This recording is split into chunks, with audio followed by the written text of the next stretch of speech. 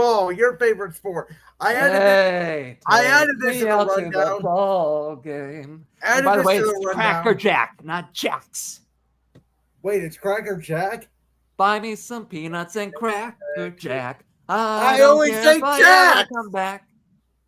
I only learned this in the last 7-8 years. I'm like, no. oh wait, I'm like, oh my god, how did I get it wrong all this time? Oh my god. This is last decade that I at least figured it out.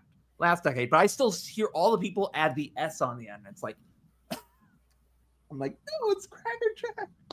Okay, so for those of you that are not used to us here on Championship Rings, and for those of you that are, Fitz is not a fan of professional wrestling, so I replaced our Money in the Bank preview for this weekend with a baseball topic because Fitz is huge into baseball, and we got a huge series that starts tonight in the Bronx with that cheating porch in right field in New York between the Guardians and the Yankees. Obviously, a rematch of last year's ALCS. The Guardians, even though they are in a wild card position right now in the American League, they have won 2 out of the 3 this year so far against the Yankees. And really, right now, this series, it's just about the, first pitch is probably 4, 9, 10 minutes away, give or take.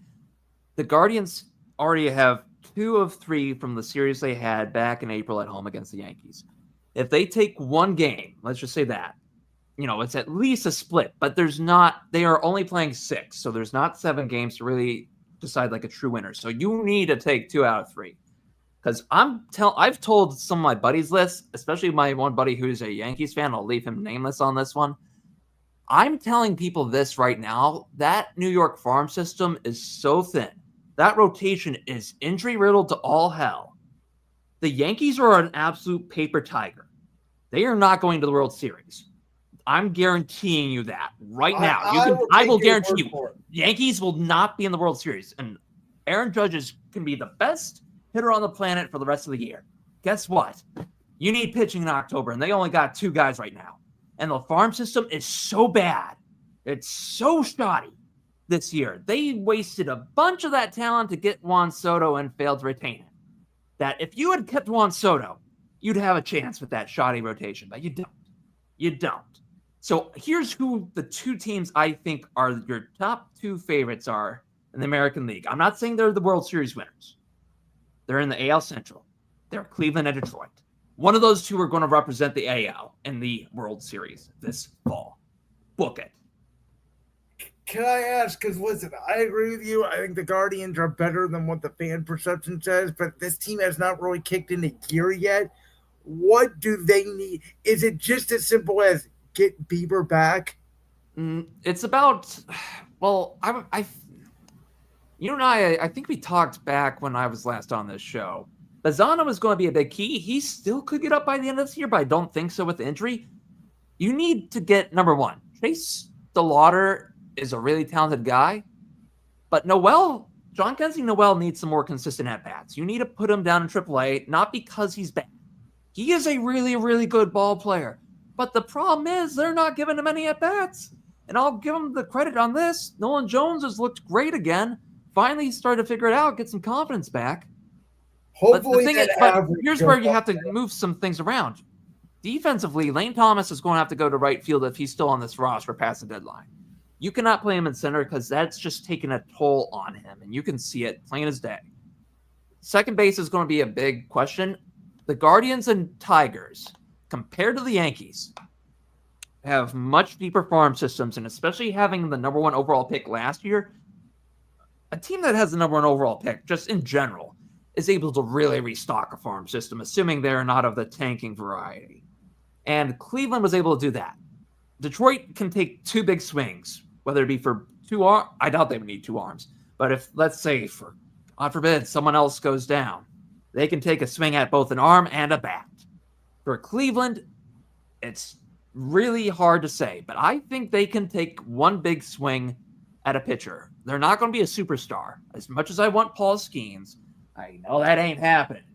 But there is a Pirates pitcher that I think folks out there should be really, really focused on. Mitch Keller.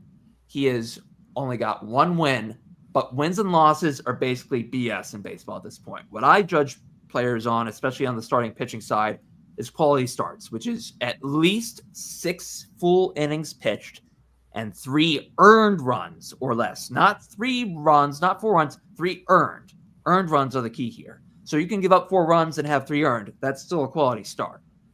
Keller has had 12 starts through the 30th of May. He has 9 quality starts, and they have lost, and he had a bunch of quality starts during the month of May. He is locked up long-term on a extension. He is a guy that you would take a swing for. And I know it would deplete some of the depth. The only 2 players you do not trade in that Guardian system are obviously Travis Mazzana and youngster Angel Janao. I think I pronounced that right. He's been a fast riser, and I've been reading up and I've been watching more of him. It's like, that guy is going to be your future superstar, developed and homegrown. Like, that kid is something.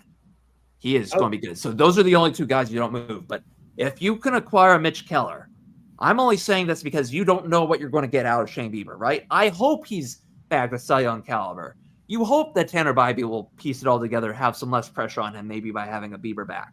You hope that Gavin Williams continues his progression and all that, but you can never have enough pitching. And I think Keller, if you bring him here, he's already succeeding in Pittsburgh. They have a anemic offense. I think if you bring him here, it changes the dynamic completely. Again, you only have 1 big swing compared to 2 for Guardians versus what the Tigers can do with your farm system and what talent you might have to ship out on your major league roster. But the Yankees don't have that. They have not a ton of depth, and their prospect depth is very, very shaky beyond George Lombard. That's it. Let me ask you this. I know you have been back and forth on Twitter or X, whatever you want to call Eli Musk's platform now. Twitter, aka X. Sorry, Elon. On Carlos Santana versus Josh Naylor. I've not been back and forth. I've been on the Santana train the whole time. I've just been trying to educate people. No, I'm saying you've been back and forth with the fans. I know you haven't been per se back and forth. I think I have finally won the war, Brandon. I have finally done it. What I am asking you is, I understand where you're coming from stat-wise. Do you think, because I feel this way personally, and tell me why I'm wrong. They don't necessarily miss Naylor's production.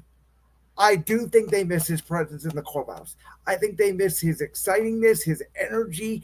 I thought he brought a attitude, a pizzazz, a toughness, a fire to that team that they don't have right now.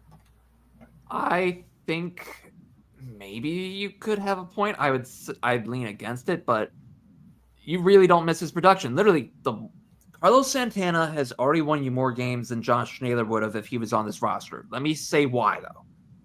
The patience, the walks. And I want to give you this very scary parallel here because I'm pulling it up. I posted this 2024 Naylor through 19 games, 2025 Naylor through 19 games. I'm going to be pulling that up in just a second for you. I want to make sure I have it because it was shocking because I was doing some research and I'm like, this is around the time where he started to dip in Arizona. Yes, he has a high batting average, but batting average is not the main indicator anymore. You see the Guardians and some teams shifting more to OPS. But Naylor, let me see. Naylor 19 games. I need to get that. I'm researching that right here. Here's the funny thing. Go ahead. Through 19 games in 2024, this was his batting average, on-base percentage, slug percentage, and then I'm also going to list the OPS. 323 BA, 403 OBP, 569 slug for a 972 on-base plus slugging. You want to guess his numbers for 2025 through those same 19 games? They're the same. 324 batting average, 1 point higher than last year.